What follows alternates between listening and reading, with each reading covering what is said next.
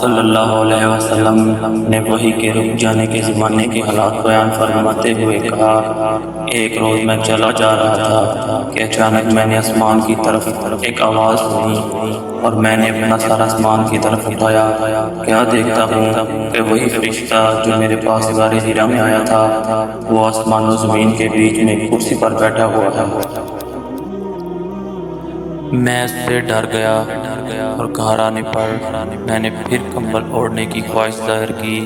اس وقت اللہ پاک کی طرف سے یہ آیات نازل ہوئیں، اے لحاف اوڑھ کر لیٹنے والے، اٹھ کھڑا ہو اور لوگوں کو عذاب الہی سے ڈرا اور اپنے رب کی بڑائی بیان کر اور اپنے کپڑوں کو پاک صاف رکھ اور گندگی سے دور رہ۔ اس کے بعد وہی تیزی کے ساتھ پے در پے آنے لگی۔